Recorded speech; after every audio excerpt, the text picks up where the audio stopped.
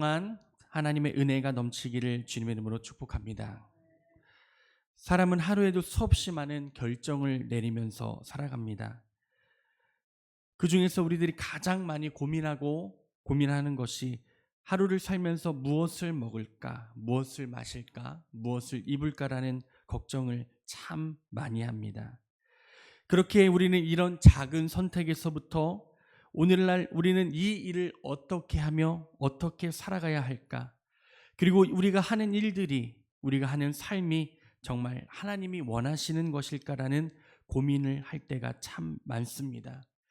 그렇기 때문에 우리의 인생길에선 큰 결정에서 작은 결정까지 우리는 매일 결정의 순간을 맞이하며 살아갑니다. 그런데 우리의 결정이 항상 옳았던 적이 있으십니까? 인생을 돌이켜보면 내 생각에는 분명히 맞다고 여겼는데 시간이 지나 보니 후회되고 마음이 불편했던 선택들이 있습니다. 왜 그럴까요? 그 이유는 우리의 결정이 때로는 우리의 감정과 상황, 그리고 인간적인 판단에 의해 좌우될 때가 참 많이 있기 때문입니다. 그렇기에 성경은 우리에게 잠언 19장 21절을 통해 이렇게 말씀합니다. 사람의 마음에는 많은 계획이 있어도 하나님의 뜻, 즉 여호와의 뜻만이 완전히 선다고 말씀합니다. 결국 사람의 결정과 하나님의 결정은 다를 수가 있습니다. 그래서 우리는 어떤 일을 결정하기 전에 하나님, 이 길이 맞습니까? 라고 물어야 합니다. 왜냐하면 하나님의 결정에는 하나님의 지혜와 평안이 담겨 있기 때문입니다. 그런데 오늘 말씀 사도행전 15장은 초대교회가 바로 이 문제로 큰 시험을 맞이한 장면입니다. 예수님을 믿는 사람들이 점점 늘어나면서 유대인들뿐만 아니라 심지어 이방인들도 이 예수 그리스도의 복음을 받아들이게 됐습니다. 그런데 문제는 이들이 할례를 받지 않았다는 것이었습니다. 그래서 유대 신자들은 율법을 지켜야 교회에서 구원을 받는다고 주장했고, 오늘 말씀에 나오는 바울과 바나바는 믿음으로 의롭다 함을 얻는다라고 말씀합니다. 그래서 교회 안에 의견이 둘로 나눠지게 되었습니다. 한쪽은 율법과 전통을 지키려고 했고, 다른 한쪽은 복음의 자유, 그 믿음을 외쳤습니다. 이 갈등의 문제는 단순한 의견의 차이가 아니었습니다. 교회의 정체성과 복음의 본질이 걸린 문제였습니다. 만약 이들의 이 모임 가운데, 이 논쟁 가운데 결정이 잘못 내려졌다면 교회는 유대교 안에 머물러 버렸을 것이고 복음은 전 세계로 퍼져나가지 못했을 것입니다. 그래서 사도들과 장로들은 예루살렘에 모여 긴 시간 토론을 했습니다. 누가 옳고 틀렸는지를 따지는 자리가 아니라 성령님께서 무엇을 원하시는지를 구하는 자리였습니다. 그들은 기도하며 말씀을 묵상하고 하나님께 이것에 대한 지혜를 구했습니다. 그리고 마침내 한 가지 결론에 도달합니다. 그 결론이 바로 오늘 28절에 나오는 말씀입니다. 함께 읽어볼까요? 28절 말씀입니다. 성령과 우리는 이 요긴한 것들 외에는 아무 짐도 너희에게 지우지 아니하는 것이 옳은지 아니하였노니. 아멘. 이 한 문장은 초대교회의 모든 논쟁을 멈추게 했습니다. 사람이 생각이 아니라 성령의 결정으로 교회가 하나된 믿음을 보여주는 것입니다. 오늘 주시는 이 말씀을 통해 성령님의 결정을 체험하시는 은혜도 우리 성도님들 가운데 있기를 주님의 이름으로 축복합니다.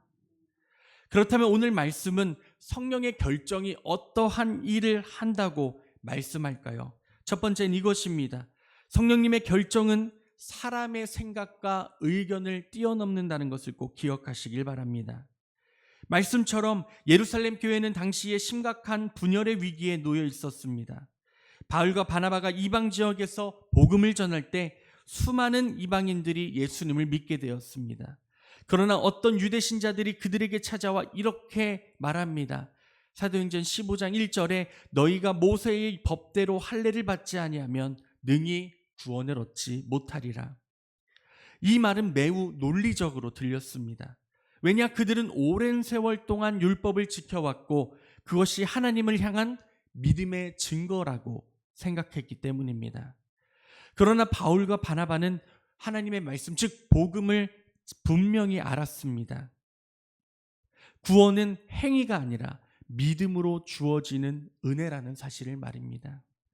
그래서 바울과 바나바는 예루살렘으로 올라가 사도들과 장로들에게 이 문제를 상의했습니다. 즉 사람의 생각과 신앙의 전통이 충돌하는 상황 속에서 진정 무엇이 하나님의 뜻인지를 함께 분별하려고 했던 것입니다. 그래서 22절은 그 결과를 이렇게 말씀합니다. 이에 사도와 장로와 온 교회가 그 중에서 사람을 택하여 바울과 바나바와 함께 안디옥으로 보내기로 결정하니 곧 형제 중에 인도자인 바사바라는 유다와 실라더라. 즉 이 결정은 어떤 개인의 의견이나 감정의 판단이 아니라 이들이 함께 모여서 이 문제에 대해서 기도했고, 그리고 더 중요한 것은 모두가 함께 의논했다는 것입니다. 이처럼 성령님의 결정은 항상 한 사람의 독단이 아니라 하나님의 백성이 함께 모여 기도하고 그 문제를 위하여 기도할 때에 찾으며 이루어진다는 것을 꼭 기억하시기를 바랍니다. 사람의 결정은 종종 내가 옳다는 주장만이 나타날 때가 많습니다. 하지만 성령의 결정은 우리가 먼저 하나님이 원하시는 게 무엇인가라는 그 겸손으로부터 시작됨을 기억하시기를 소망합니다. 한 교회에서 회의할 때마다 누군가가 의견이 너무나 강해서 싸움이 일어날 것 같으면 담임 목사님이 딱 회의를 멈추시고 기도를 하신다는 이야기를 들은 적이 있습니다. 이처럼 우리의 가정이나 교회에서도 서로의 의견이 다를 때가 있습니다. 그때에 우리의 지식을 내세우기보단, 우리의 감정을 말하기보단 먼저 멈추고 기도하여 하나님의 뜻이 무엇인지를 먼저 구하는 은혜가 있기를 소망합니다. 이 질문 하나가 사람의 결정을 넘어 하나님의 뜻을 찾고 하나님의 그 뜻으로 나아가는 첫 걸음이 될 줄로 믿습니다. 또 두 번째, 이 성령의 결정은 우리의 공동체를 하나 되게 하심을 기억하시길 바랍니다. 사도들과 장로들은 성령의 인도하심 속에서 결론을 내립니다. 그리고 이방인의 교회로 편지를 보냅니다. 그 편지의 핵심은 이 단 한 문장으로 요약됩니다. 성령과 우리는 이 요긴한 것 외에는 아무 짐도 너희에게 지우지 아니하기로 결정하였다. 이 말씀은 초대교회를 전체를 하나로 묶은 신앙의 선언문과도 같습니다. 이 말씀에는 세 가지 영적 의미가 담겨 있습니다. 첫 번째, 성령의 결정은 서로의 다름을 인정한다는 뜻입니다. 이 이방인과 유대인의 문화는, 그리고 전통은, 율법은 모두 달랐습니다. 그런데 교회는 그 차이를 억지로 없애려 하지 않았습니다. 오히려 무엇을 합니까? 서로의 다름을 인정하고 서로의 다름을 함께 나누며 복음 안에서 함께 살아가는 길을 택했습니다. 이것이 바로 성령의 역사입니다. 이것이 왜 가능할 수 있을까요? 왜 서로가 다름에도 서로를 이해할 수 있을까요? 그것은 바로 예수 그리스도의 사랑이라는 복음이 함께하기 때문입니다. 옆에 사람 중에 나랑 똑같이 생기고 똑같이 성격이 있고 똑같은 일을 하는 사람이 있으십니까? 없죠. 있으면 안 되잖아요. 왜 있는 것처럼 이렇게 쳐다보시죠? 없으시잖아요. 그렇죠? 우리는 똑같을 수가 없습니다. 왜냐? 하나님이 각기 자기의 소견대로 자신의 생긴 모습대로 만드셨고, 그리고 서로 다른 성격과 성품과 생각과 말을 해주셨기 때문입니다. 그렇게 성령님은 우리를 똑같이 만들지 않으시고 서로 다른 이들이 하나 되기를 원하시는 것, 그것이야말로 복음의 승리인 줄로 믿습니다. 오늘날 우리의 교회 안에서도 생각이 다르고 취향이 다르고 서로의 방식, 또 사역의 방식이 너무나 다릅니다. 그렇다면 어떻게 하면 우리가 그러한 다름을 이겨내고 하나가 될 수 있을까요? 지금 말씀해 주시는 것처럼 우리가 하나님의 말씀 앞에 바로 서고 하나님의 복음을 간구할 때에 그리고 그 성령님의 역사를 기대하며 함께 누릴 때에 분열이 아닌 조화가 함께 나타날 줄로 믿습니다. 우리 만수교의 모든 성도님들이 진정 같은 곳을 바라보며 오직 주님을 향한 마음으로 함께 걸어가는 교회가 되기를 주님의 이름으로 축원합니다. 또 말씀에는 이렇게 말씀합니다. 성령의 결정은 우리의 짐을 줄인다고 말씀합니다. 어떤 사람은 교회에 가면 항상 짐이 생긴다고 말씀하는 사람들이 있습니다. 교회에 가면 할 일이 많고 교회에 가면 해야 할 것이 많고 지켜야 될 것이 많다고 얘기합니다. 그러나 성령의 결정은 복음의 본질로 돌아가야 한다고 말합니다.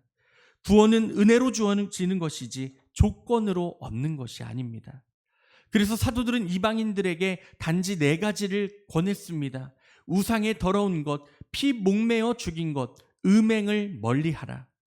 이것은 율법의 모든 조항을 강조한 것이 아니라 하나님께 대한 경의와 공동체의 배려를 표현하는 최소한의 신앙의 원칙이었습니다.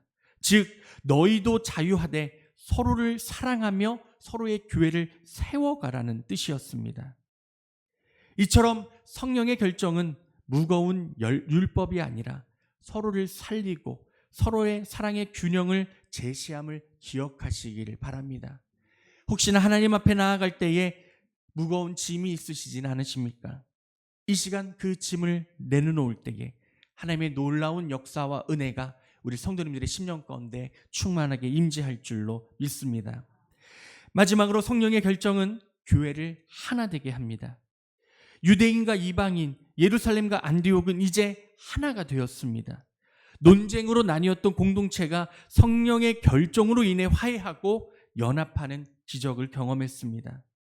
사랑하는 성도님들, 교회가 하나 되는 길은 프로그램이나 전략이나 행사가 필요한 것이 아닙니다. 하나님이 하나 되게 하신 것을 지키는 것임을 기억하시길 바랍니다. 그래서 에베소서 4장 3절에 평안에 매는 줄로 성령의 하나가 되신 세계 하신 것을 심써 지키라고 말씀하십니다. 이미 하나님은 주의 말씀 안에 우리를 하나 되게 하셨습니다. 그것을 지키는 게 누구라고요? 우리요. 우리가 심써 지키는 것, 우리가 하나됨을 위하여 항상 심써 기도하고 눈물을 흘리고 하나님께 간구할 때에 그것을 지킬 수 있도록 인도하시는 분, 그분이 바로 하나님이라는 것을 우리가 기억해야 합니다. 그렇기에 성령의 결정이 있을 때 사람은 다를지라도, 세상은 우리와 다를지라도 하나님의 안에 함께 할 때에 우리의 마음이 하나가 됨을 꼭 기억하시기를 주님의 이름으로 소망합니다. 마지막으로 본론 3번째는 성령의 결정은 우리에게 기쁨과 평안을 주심을 기억하시기 바랍니다. 성령님의 결정은 우리에게 기쁨과 평안을 주십니다. 안디옥 교회에 편지가 도착했을 때 모두가 숨을 죽여 그 편지를 읽었습니다. 왜일까요? 이방인들이라고 말씀드렸었죠. 혹시 그들이 자신들을 정죄하지 않을까? 그들에게 율법을 다 지켜야 한다는 명령이 내려오지 않았을까? 이 안디옥 교회는 두려웠던 것입니다. 그런데 편지의 내용은 전혀 달랐습니다. 그들에게 복음의 자유와 은혜를 확인시켜주는 하나님의 위로와 말씀이 그들에게 허락된 편지에 적혀져 있었습니다. 그렇게 31절에 보면 그들이 읽고 그 위로한 말을 기뻐한다고 기록합니다. 안디옥 교회는 그 말씀을 듣고 기뻐했습니다. 성령의 결정은 이처럼 언제나 기쁨과 평안을 가져온다는 것을 꼭 기억하시길 바랍니다.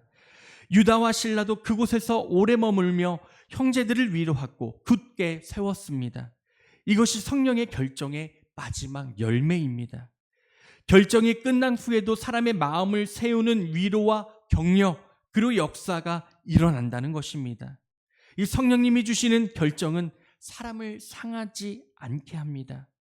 오히려 성령님은 그 사람을 살리고 공동체를 하나 되게 하며 복음이 전해지게 된다는 것을 꼭 기억하시기를 바랍니다.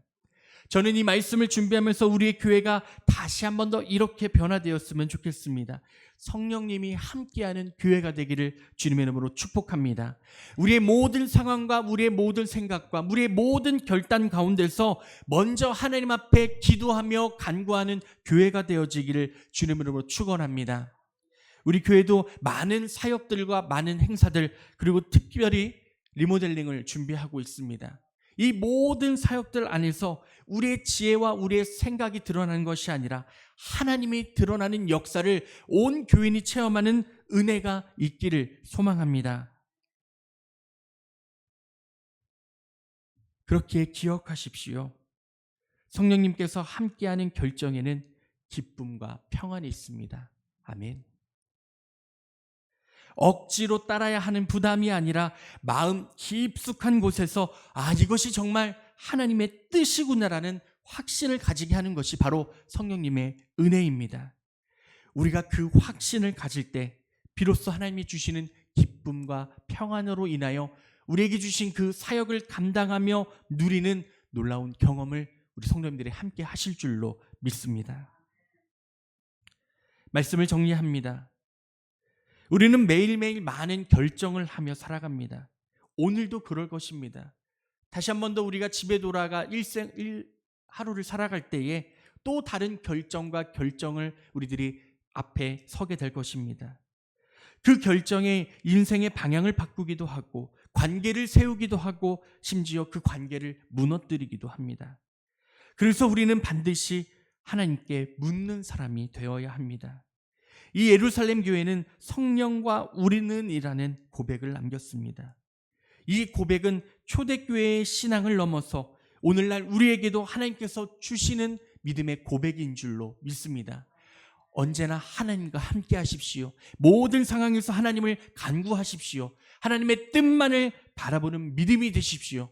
그때에 하나님께서 주시는 놀라운 평안과 축복, 그리고 하나님께 주시는 우리를 향한 공동체의 사랑과 하나됨이 그 말씀 가운데 놀라운 열매로 맺혀지게 될 줄로 믿습니다. 우리의 공동체가, 우리의 교회가 다시 한 번 더 기쁨과 평화로 승리하는 믿음의 교회가 되기를 주님의 이름으로 축원합니다. 아멘. 기도하겠습니다.